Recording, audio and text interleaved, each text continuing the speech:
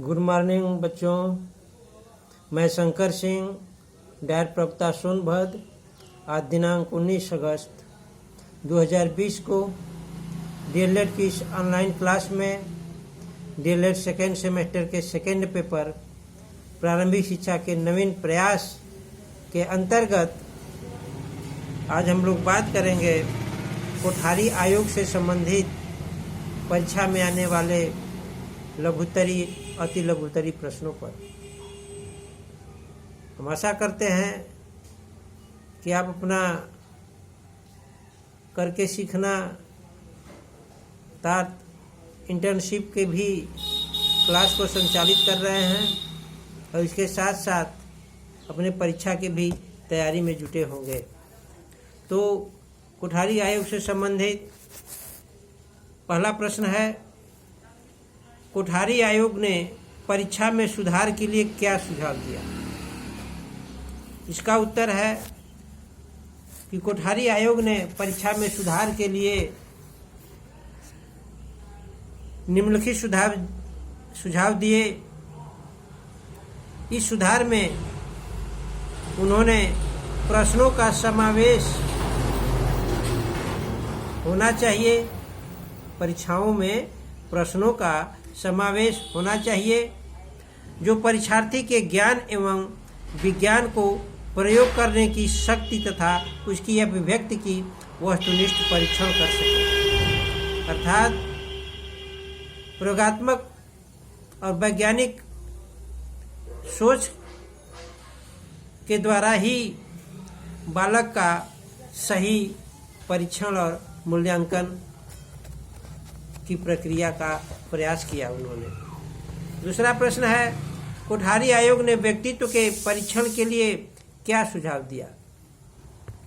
इसका उत्तर है, कोठारी आयोग ने व्यक्तित्व के परीक्षण के लिए यह सुझाव दिया कि छात्रों के व्यक्तित्व का परीक्षण करने हेतु विभिन्न तरीकों की खोज की जाए, क्योंकि केवल लिखित परीक्षाओं से व्यक्ति के गुणों पर उनके गुणों का मापन नहीं हो पाता। अगला प्रश्न है कि कोठारी आयोग ने मूल्यांकन के लिए क्या सुझाव दिया? कोठारी आयोग ने मूल्यांकन के लिए यह सुझाव दिया कि आंतरिक परीक्षाओं का विस्तार किया जाए और बाह्य परीक्षाओं के परिणाम के साथ साथ आंतरिक परीक्षाओं के परीक्षा फल को प्रमाण पत्रों में अंकित किया जाए। अगला प्रश्न है कि कोठारी आयोग की नियुक्ति का उद्देश्य क्या था? इसका उत्तर है, कोठारी आयोग की नियुक्ति का उद्देश्य यह था कि इसकी स्थापना एक विस्तृत उद्देश्य शिक्षा प्रणाली में ऐसे सुझावों व परिवर्तनों के लिए सिफारिश करना था जिससे शिक्षा प्रणाली देश के परिवर्तित आवश्यकताओं और परिस्थितियों के अनुसार उपयोगी सिद्ध हो सके। अगला प्रश्न है, कोठारी आयोग की नियुक्ति के 2 कारण बताइए। इसका उत्तर है, कोठारी आयोग की नियुक्ति के 2 प्रमुख कारण, नंबर 1, समूची शिक्षा प्रणाली को विस्तृत किया जाए और सुधार हेतु सुझाव दिया जाए। नंबर 2, शिक्षा प्रणाली को देश के सर्वोन्मुखी विकास के योग्य बनाना जिससे वह उत्पादन, वितरण तथा सामाजिक न्याय के क्षेत्र में सही भूमिका निभा सके। अगला प्रश्न है, कोठारी आयोग के अनुसार शिक्षा का पंचमुखी कार्यक्रम क्या है? इसका उत्तर है, कोठारी आयोग ने राष्ट्रीय विकास के परिप्रेक्ष्य में निम्नलिखित पंचमुखी कार्यक्रम प्रस्तुत किया। नंबर 1, शिक्षा को उत्पादकता से जोड़ना। नंबर 2, शिक्षा के द्वारा लोकतांत्रिक मूल्यों का विकास करना। नंबर 3, शैक्षिक क्रियाकलापों के माध्यम से सामाजिक मूल्यों का विकास करना। नंबर 4, जिज्ञासा की प्रवृत्ति, मनोवृत्ति एवं मानवीय मूल्यों के द्वारा कौशल का विकास करते हुए सामाजिक आधुनिकीकरण की प्रक्रिया को विकसित करना महत्वपूर्ण था। अगला प्रश्न है, कोठारी आयोग ने निम्न प्राथमिक विद्यालयों के पाठ्यक्रम में किन विषयों का समावेश करने का सुझाव दिया? इसका उत्तर है कि कोठारी आयोग ने निम्न प्राथमिक विद्यालयों में पाठ्यक्रम में सुधार करने का सुझाव यह दिया कि एक भाषा अर्थात मातृभाषा हो या फिर क्षेत्रीय भाषा, अर्थात एक भाषा, गणित, वातावरण का अध्ययन, विज्ञान एवं सार्वजनिक कार्य, अनुभव तथा समाज संख्या, सूचनात्मक क्रियाओं एवं स्वायत्त शिक्षा के लिए सुझाव दिया। अगला प्रश्न है, कोठारी आयोग के गुण बताइए। इसका उत्तर है, कोठारी आयोग के निम्नलिखित गुण हैं। नंबर 1, जन शिक्षा प्रचार एवं प्रसार के लिए व्यवहारिक शिक्षा का स्वरूप प्रस्तुत करना। नंबर 2, वैज्ञानिक प्रयोगों एवं अनुसंधानों के शिक्षा के क्षेत्र में उपयुक्त स्थान प्रदान करना। तथा नंबर 3, शिक्षा पर और अधिक धन व्यय करने की अनुशंसा करना। अगला प्रश्न है, कोठारी आयोग के अनुसार मूल्यांकन की कितनी कसौटियां हैं? इसका उत्तर है, कोठारी आयोग के अनुसार मूल्यांकन की निम्नलिखित कसौटियां हैं। नंबर 1, आयोग के गुणों को परखना, आयोग के दोषों का विश्लेषण करना आदि। अगला प्रश्न है कि 10+2+3 की शैक्षिक संरचना का सुझाव सर्वप्रथम किसने दिया था? प्रश्न जरा फिर से सुन लें। 10+2+3 की शैक्षिक संरचना का सुझाव सर्वप्रथम किसने दिया था?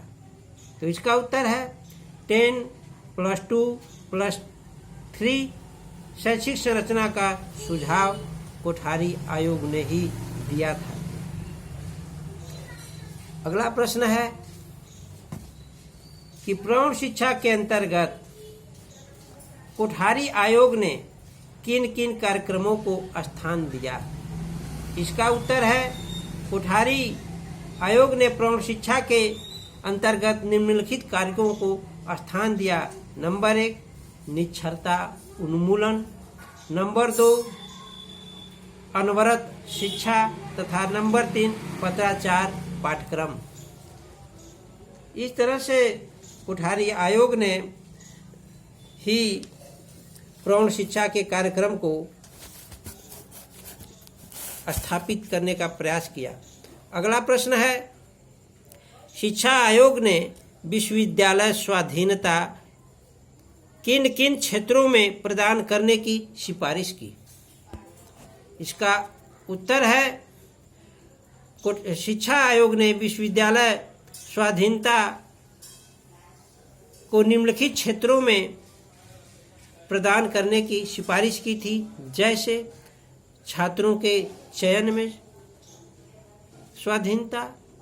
नंबर 2, शिक्षकों की नियुक्ति एवं पदोन्नति में स्वाधीनता। नंबर 3, पाठ्य विषयों, शिक्षण विधियों तथा अनुसंधान के कार्यक्षेत्र में स्वाधीनता या स्वतंत्रता प्रदान की। अगला प्रश्न है, सार्वजनिक शिक्षा के लिए कॉमन स्कूल सिस्टम को राष्ट्रीय लक्ष्य माना जाए, यह सिफारिश किसने की?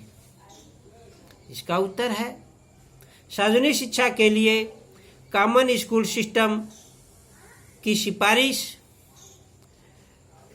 कोठारी आयोग ने ही की थी। अगला प्रश्न है, कोठारी आयोग ने शिक्षा में स्नातकोत्तर अर्थात एमएड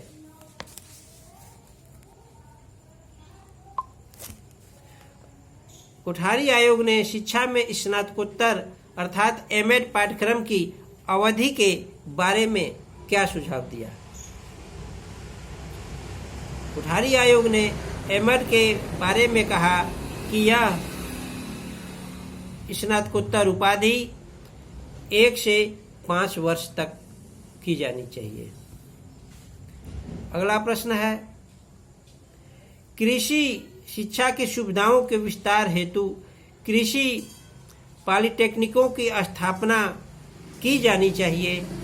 यह सुझाव किसका था? तो इसका भी उत्तर है, यह सुझाव कोठारी कमीशन 1964-66 का ही था। अगला प्रश्न है, शिक्षा आयोग के अध्यक्ष कौन थे? इसका उत्तर है, शिक्षा आयोग के अध्यक्ष डॉक्टर DS कोठारी थे। अगला प्रश्न है, भारत सरकार ने शिक्षा आयोग की नियुक्ति कब की? इसका उत्तर है, भारत सरकार ने शिक्षा आयोग की नियुक्ति 14 जुलाई 1969 के प्रस्ताव द्वारा की। अगला प्रश्न है, 10+2+3 की शैक्षिक संरचना का सुझाव। यह प्रश्न का उत्तर आप जानते होंगे, इसका सुझाव कोठारी आयोग ने ही दिया था। तो इस प्रकार से आज हम लोग कोठारी आयोग से संबंधित परीक्षा में आने वाले कुछ प्रश्न उत्तरों पर चर्चा की। हम आशा करते हैं कि आप इससे लाभ उठाएंगे और इसके साथ साथ आप अपने इंटर्नशिप का काम मजबूती से करते रहें। यह बहुत महत्वपूर्ण है। यह आंतरिक मूल्यांकन आपके परसेंटेज को बहुत कवर करता है, इसलिए इसमें कोई लापरवाही नहीं करें। हम आशा करते हैं कि आप डाइट के निर्देशों का भली भांति पालन एवं उपयोग करके लाभ उठाएंगे। Thank you very much.